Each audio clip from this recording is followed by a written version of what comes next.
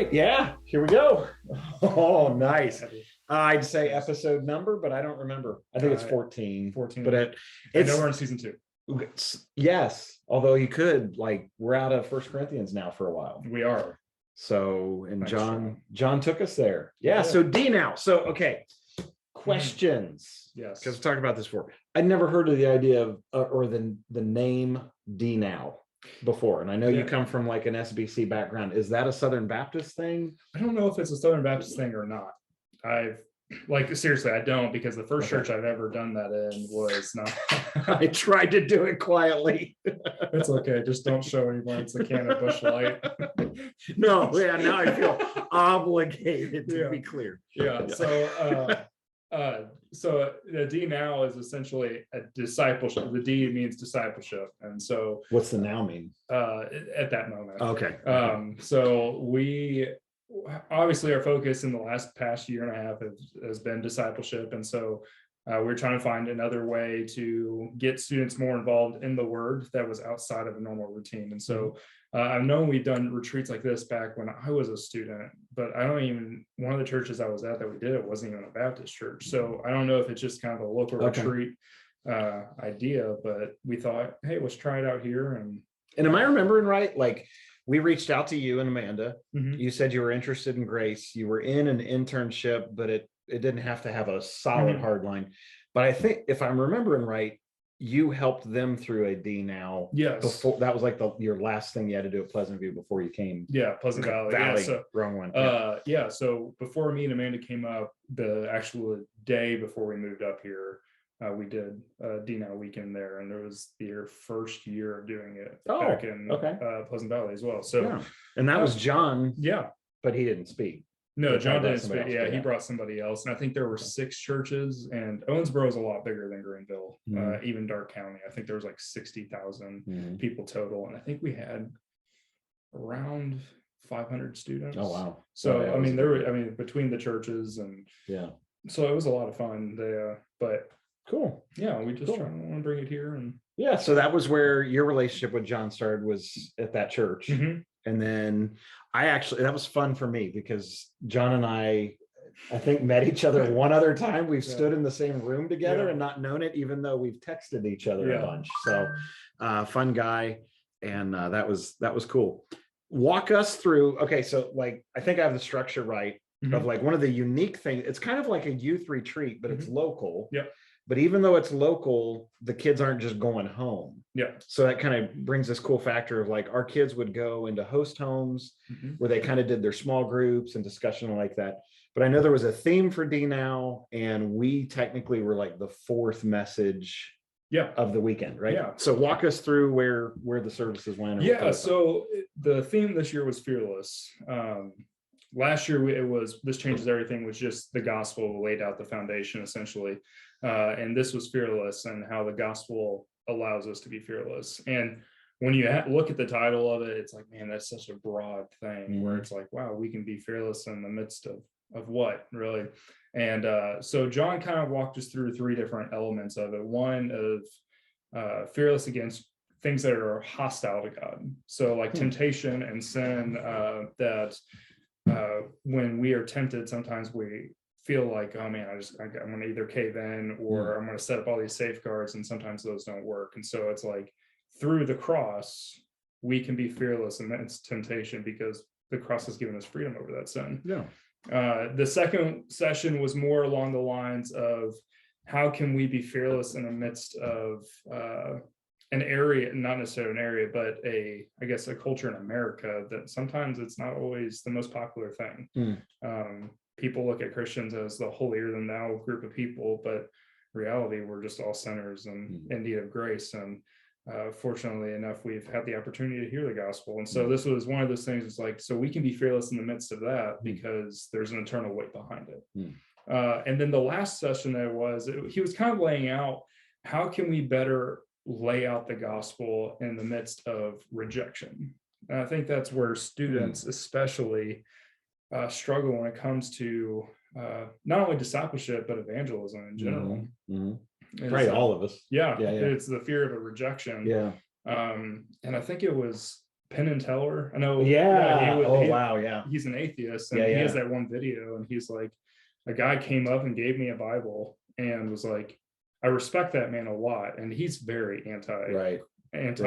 Christian and everything, but he's like, I respect him a lot because he knew that I was an atheist, but he still shared it with me. And he even used this illustration, which I've told students before. It's like, he said, how much do you have to hate someone not to share it? And so it's like, man, when a guy's even who is an atheist is saying it, like, this holds a lot of weight, and now we know the scripture to be true, that should make us have this urge and put a fire in our belly to go share it with the world. And then obviously the last session, with lament. I mean, I think that one of the coolest tie-ins is because we're like going through fears, like, oh, I can accomplish this, and then we hit struggles, and then having the okay to be upset. It's okay to remember those things, but also we go through struggles and trials and stuff with hope. This hope that's not going to fleet from us, that it's not like one of those things where, man, I hope my car starts or I hope it rains, but it's a hope that we know is sure. And so that's kind of the direction we were heading with it this year. And so it was a really good weekend. Yeah, sounds like it. Yeah, stuff I've heard about. So cool. Speaking of lament, there was a question, and there's kind of like two sides to this. And actually, I'm going to pull it up here. You're going to make it 2x2, aren't you? Sure. So, and the issue of lament, we can talk about challenges of either ignoring sadness altogether. So some people just deny sadness, pretend that everything is okay. So you're going through a rough time. How are you doing? Fine. But in reality, we're falling to pieces. And then you have the other too blessed to be stressed. Exactly. Yeah. And then on the other side of that, we have the idea of like, oh man, I can feel this, but then I'm overwhelmed by it, like where I am succumb to that. Like I feel it and I can't get out of it. And I think that we, feel that with like sin, and like what's the balance there when you come to lament? Yeah. Well, I mean, first of all, anytime you're asking the question, what is the balance, you're probably needing to strike up a 2x2, because not about balance. It's about actually kind of embracing both things. I think I think there's an element. I just had a conversation with a guy who's not a Christian, who wanted to talk, who went through some incredibly difficult things in his life. And when he went through that season of suffering and difficulty, it involved other people too.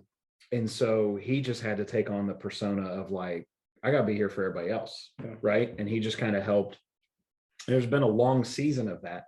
Well, that season's kind of over.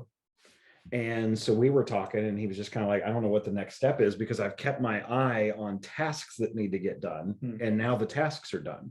So what do I do? And I was like, well, if you talk to God about it, because I knew he's a believer in God. He's not come to Christ. Yeah.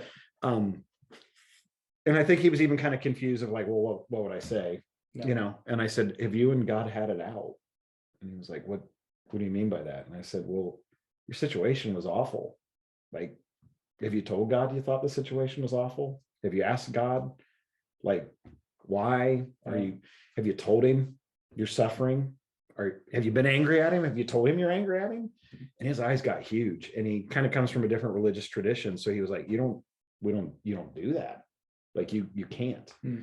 And I think that becomes one of those interesting things. Like if you're angry at God, do you think not telling God you're angry is keeping him from knowing it? No. Like, I mean, he knows everything, right? So it's another case of like, we have freedom to confess how we're feeling. And I think for us, I think especially maybe as men, although maybe that's not even a fair statement anymore, it's maybe grown even more. We go in the direction of anger more than we go in the direction of sadness. And I think that anger, because I think even anger is given to us as a gift by God to motivate us toward action, motivate us toward a resolution. Now, the problem is so many of us, when we act in anger, we also act in dishonoring ways. So the emotion's one thing. The displays of anger can oftentimes be in ways that don't glorify God. But I think we don't know what to do with sadness. And I think it's really, I mean, it was amazing, like talking to Aaron before Sunday morning, Chris, and he was like, man, I've got this psalm, which isn't an easy psalm to do. It falls after having, I think it was like Thursday or Friday in his devotions, the part of Isaiah he's reading is unpacking that and kind of dealing with it. We knew by then John was going to preach from Lamentations. I had just had somebody in our church give me this book, which is a really good book. I would highly recommend it to people. Dark Clouds, Deep Mercy, that I had just finished like that week, and it was like, oh, I think the Lord wants us to talk through these things. And the interesting thing is that the idea that it's Lamentations, which is the book of laments, basically 4 chapters. John said, we're not exactly sure on who the author is. A lot of people think it's probably Jeremiah's book that he also wrote. Like it fits in the idea of Jeremiah dealing with it and then writing. And it just kind of walks through like holding the, I think it's very easy, or not very easily. I think a grid that helps is just thinking creation and fall. Okay. And so God created all things. He's good. He's great. He's kind. He's loving. He's benevolent.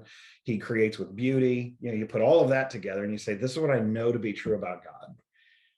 Situations that cause grief are situations we look at and we go, it doesn't feel good. It doesn't look beautiful. It doesn't seem great. It doesn't, all of those things don't quite match up. One side can say, well, I'm going to hold on to this. Like you were asking, I am getting to the answer eventually. Okay. I was about to check out. So. No, one side looks and says, well, no, I got to be faithful and I got to hold to this. God's good, God's great. And so something comes up that kind of threatens or seems contrary to that view, just push it out, ignore it. Don't even, or I think we try and find plastic, not plastic silver lining, but like, I don't know if you've ever, this is got driving in the title, so we can go there. There's a type of like chrome siding you can put on your car, like people do a lot of times on the door so that the door doesn't get dinged on it. It's got a tape to it. It's plastic with this very thin chrome covering to it. It's not actual chrome. It's just bright plastic. It peels and rips off all the time, and it looks even cheaper because you've got plastic behind it. I think people look for those kind of silver linings. Like sorry you lost your whole family, your finances, like you go through a Job situation. But I think I heard a neighbor 2 houses down is actually watching prosperity preachers now. So like they're maybe hopefully getting more softened toward God, and maybe that's because of all of your suffering, that you're like, is that really what I got to cling to? Exactly. That we either do that, just become isolated from it, don't think about it, or we just live in the midst of the suffering and we don't recognize, like, yes, share your heart with God, talk about what you're going through, deal with it, but with both hands. So, but yeah, God, I still know you're good. I still know you're great. I know we're living in a sin-cursed world. I know it's fallen. I know this is even judgment over sin. Doesn't necessarily mean it has to be over my sin, but I also know I am a sinner who was set free through Christ. And I think lament and what John described for us in the sermon, like being able to hold on to those two things together gives us a freedom to be able to say to other people, like, yeah, I'm going through a horrible time right now. This has been bad. This has been devastating. This has shook me, whatever. And yet also be able to still hold on to, but I'm trusting God. I'm trusting God. And so this book even talks about, like, you see the pattern with a lot of David's laments where he acknowledges things are bad. He ends up acknowledging the character and attributes of God. And basically in the middle of that is saying, I know this is true, who you are. I don't see it right now. And are you going to bring resolution where I'm going to see it now? Or do I have to hold to that resolution at the end? I thought that was the cool thing about the verse Aaron read, is the very end of that Psalm, verse 8, basically says, blessed is he who is going to bring about true judgment. Maybe some Old Testament people read that and was like, yeah, whoever it is that's going to come, take care and bring vengeance. We read it and recognize this is the Israelite people suffering during the Babylonian captivity. And yet the Bible is telling us, hang in there for Jesus. Yeah. Jesus is the one that will truly set us free. So I think that's where those two. So that's why it can genuinely make a 2x2, is because it's like, no, own who God is, and that you can trust him, and that he's faithful, and he's not obligated to tell us what's going on and give us the whole picture, and own what you do see, and trust that reality is both. Reality is what you see, but it's not defining all of it, and who God is and what he's told us from his word. And so we try and do that. I liked what John said you kind of brought it up, where he's like, oftentimes we don't believe it even in that moment, but we need to be reminded of those things. I mean, you see it throughout all the Psalms, or a lot of the Psalms, where it's like, okay, this is horrible, I'm lost, I'm wandering, but you're faithful. You are just like, I mean, it's like you bring yourself back to those things.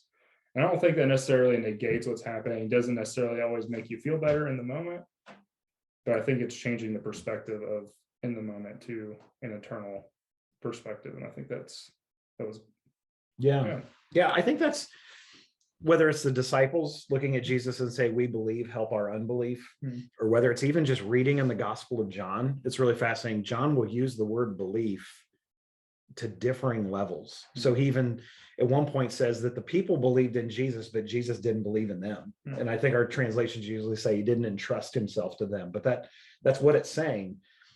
Like, I think belief unto salvation is like, either you have it or you don't, right?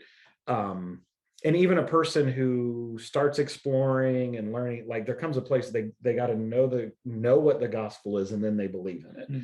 So I think in that sense, sometimes it's really good for us to have the black and white categories of belief and unbelief.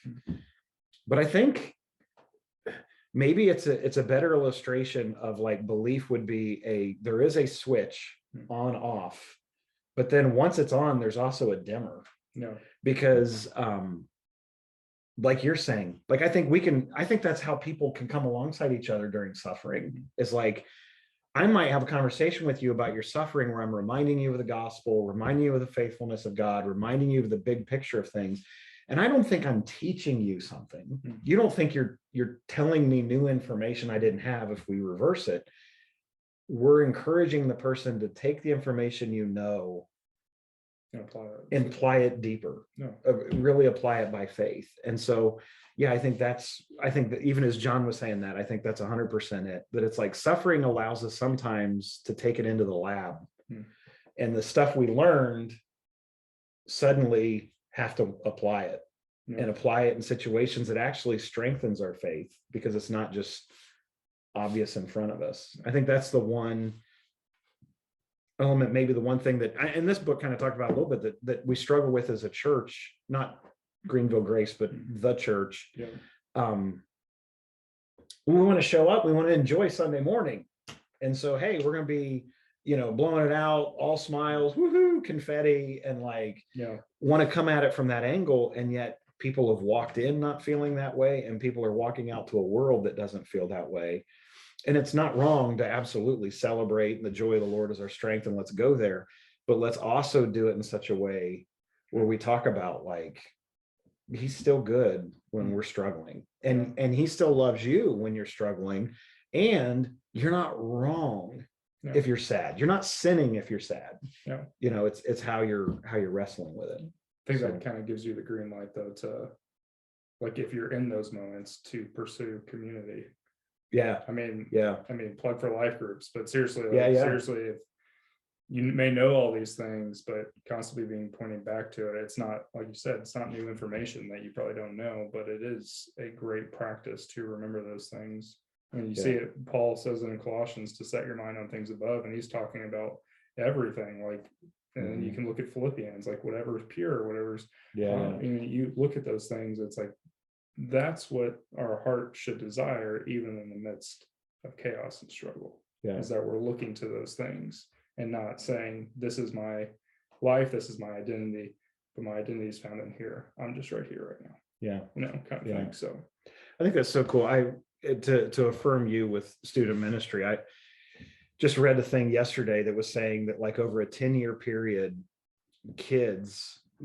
teenagers reported having significant anxiety issues. It was like from like 18% up to 28% over a 2-year period or a 10-year period from 2009 to 2019.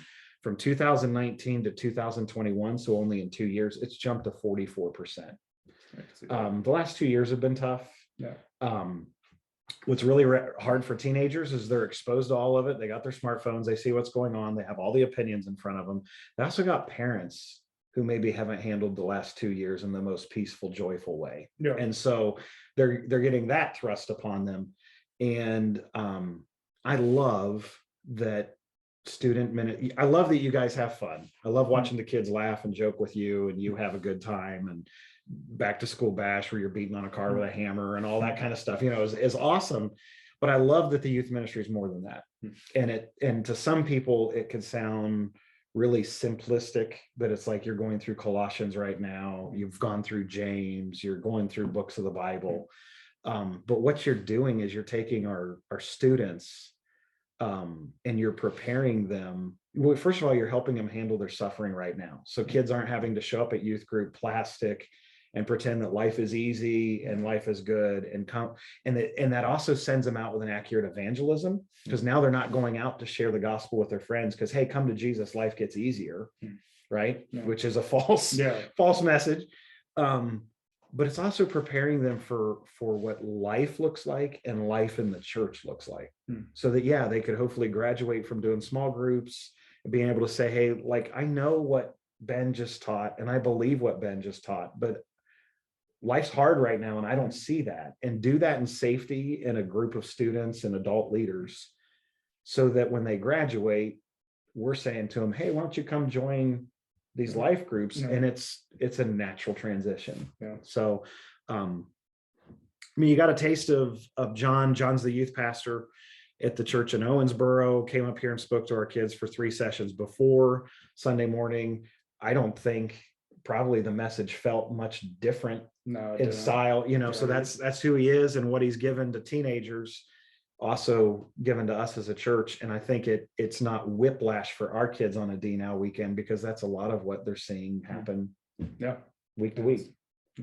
There's a bigger vision to student ministry than just games and little Bible study. Like, we're wanting discipleship, we're wanting to see the kids grow and grow in their knowledge and faith, so that they can go out and do what the church is doing.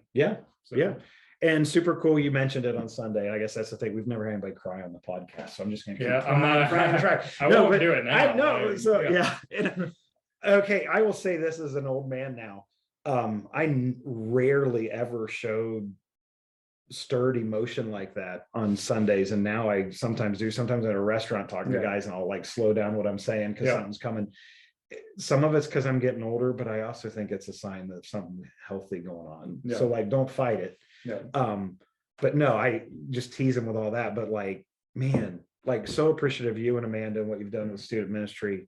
And also the student leaders you have an amazing group of kids, but also the adult leaders that show up and volunteer, the extra people that showed up over the weekend to jump in and do stuff. That was super exciting, super cool to see. So if you're a part of that at all, thank you so much. That was an investment, not just in our teenagers, that was an investment in Greenville Grace. Absolutely. I second that. I'm glad we have the people we do. God as well as the church. Yeah, you sound really thrilled. I'm really kidding. I already cried on stage, so this is me. This is how it's supposed to. There you go. Yeah. So this Sunday will be a Palm Sunday message. Then there's the Resurrection Sunday message, and then we'll kind of get into our Romans message as we go. A couple guest then we'll go into the core identities, core values series.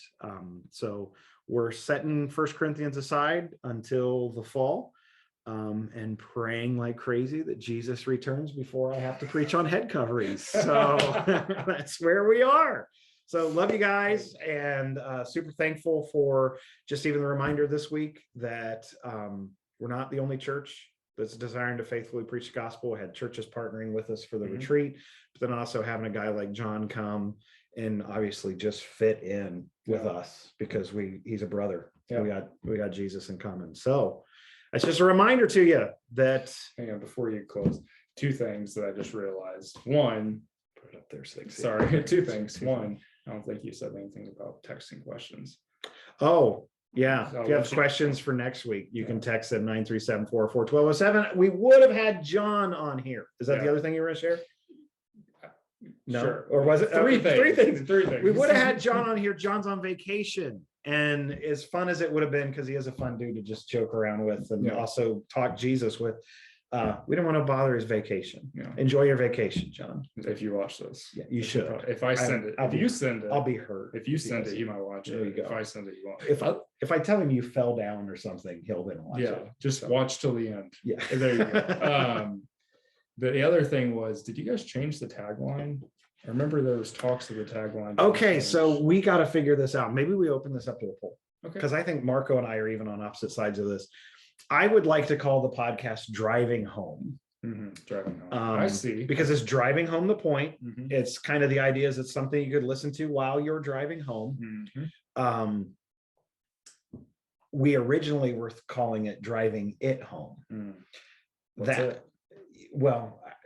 I guess the message, your car. I don't know what the it is. So like Marco will even say that, like the driving at home, and then I'll say drive at home or drive home. I don't know how to change the logo, so that's the one thing. So we'll say driving home on YouTube, but the logo on the podcast say driving it home. So one of those is, hey, which one would you prefer to hear? But no, I don't. Leave a thumbs up in the comments section. There you go. Yes, subscribe and give us 5 stars as you tell us which one, and maybe we can someday get a sponsorship. Yeah, Bronco. So it's either driving it home or driving home, but it is the taglines that remember Christ has done all the work. We're just driving home. Yeah, not driving it home. See, I like that doesn't even work. I feel like driving it home adds a word that doesn't. Now I'm wasting words. There you go. The podcast could have been quicker. So we'll try to get take 2. Christ has done all of the work. So we're just driving home.